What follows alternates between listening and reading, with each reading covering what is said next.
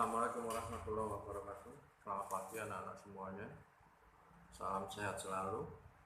Baik anak-anak, pada pagi hari ini kita akan belajar mengenai matematika, khususnya bangun datar. Dan kemarin anak-anak sudah belajar macam-macam bangun datar, dan itu kurang satu, yaitu bangun lingkaran. Tentunya anak-anak sudah pernah mendengar kata lingkaran. Kita harus berikan contoh aja. Lingkaran itu bisa roda, donat, kemudian banyak lagi yang berbentuk lingkaran. Nah, botol, bawahnya botol itu ada juga yang berbentuk lingkaran. Baik anak-anak, Pak Agus akan bawakan sedikit. Ini adalah lingkaran. Seperti inilah bentuk lingkaran. Anak-anak, lingkaran ini adalah bangun yang istimewa. Kenapa? Kenapa? Karena dia mempunyai ciri-ciri yang berbeda dengan bangun-bangun yang lain. Ini beda sekali. Yang pertama, cirinya adalah tidak memiliki titik sudut. Jadi bulat ini gambar titik sudut belas. Titik sudut itu adalah pertemuan dua garis, lagi garis ini. Yang kedua, memiliki simetri lipat sing tak terhingga. Simetri lipat itu seperti ini. Kalau ini kita tutup, maka dia akan menutup pada bingkainya sama. Masih mau putar model apa ya, tetap sama. Simetri lipatnya tetap model ini ya masuk, dan tidak terhingga, tidak terhitung. Yang ketiga, bangun lingkaran ini mempunyai simetri putar yang tidak terhingga juga. Contoh, kita putar ini, putar ini sampai muter P1000, P1 1 juta ya tetap. Jadi simetri putarnya tidak terhingga. Nah, itulah anak-anak, dan jumlah sudutnya ini adalah 360 derajat. Berbeda dengan bangun segitiga, itu hanya 180 derajat. Bedanya anak-anak, kalau itu bangunnya lebih dari 3 sisi, maka jumlah sudutnya 360, seperti persegi, kemudian persegi, kemudian trapesium, semua jumlahnya 360 derajat. Nah anak-anak, di dalam lingkaran ini pastilah punya ciri-ciri yang perlu anak-anak ketahui sebelum anak-anak mengenal lebih lanjut. Yang pertama, ada yang dinamakan titik pusat. Titik pusat itu ini. Titik pusat itu adalah titik di mana lingkaran ini tepat di tengah-tengah lingkaran. Ini jenenge titik pusat. Ya. Kemudian kalau Pak Agus berikan seperti ini,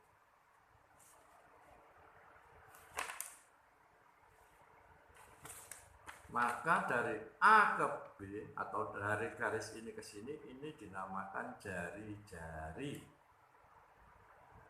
Jari-jari lingkaran, atau dalam bahasa kerennya disebut radian, disingkat R kecil. Pak Agus berikan ini ya, R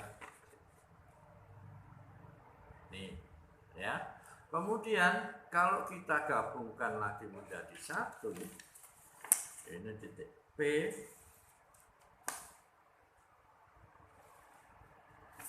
seperti ini, maka ini disebut dengan garis tengah.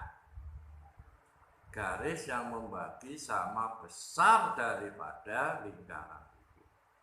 Tekan dia ya oleh tekan dukun, bisa pokoknya gede ini foto sama mau menjadi sama besar disebut garis tengah. Makanya itu untuk mencari garis tengah itu rumusnya 2 kali jari jari. 2 kali jari. Nah, anak-anak, di dalam lingkaran ini pun juga ada istilah-istilah yang lain. Ini kalau kita berikan garis tengah, ya, kalau ini tadi garis tengah, kemudian kita beri tambahan lagi, misalkan ini.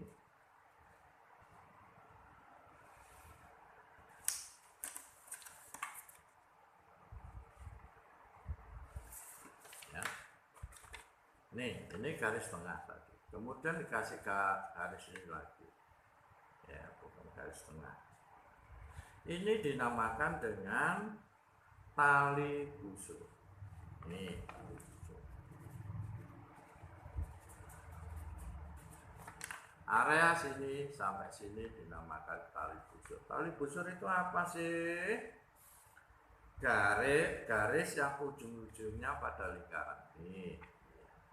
Ya, yang membentuk busur. Ini dinamakan garis busur. Kemudian ada lagi nih yang di sini. Ini ya, anak-anak, ini disebut apotema.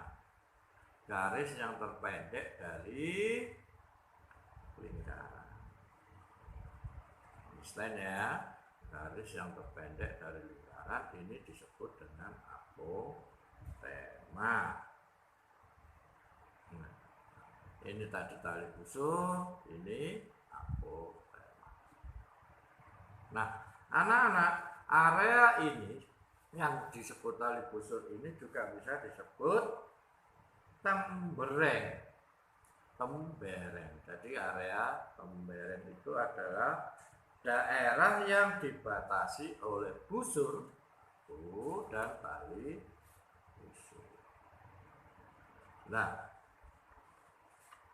selain itu anak-anak juga ada juring. Juring itu yang bagaimana sih? Nih misal. Coba lihat yang ada di Pak Agus beri tanda kali. Ini dinamakan dengan juring. Juring itu adalah daerah yang dibatasi oleh tali busur. Oh, tali busur. Tetapi dan 2 jari-jari. Karo iki itu jenenge juring, ya, dibatasi oleh 2 jari-jari dan tali. Nah, anak-anak, itu adalah salah satu ciri-ciri daripada lingkaran ya. Nah, anak-anak, kalau kita lihat supaya anak-anak lebih paham, aku akan carikan lagi. Nah, ini Pak Agus akan berikan baru. Ya, kalau anak-anak ini melihat di sini, ini ada huruf A.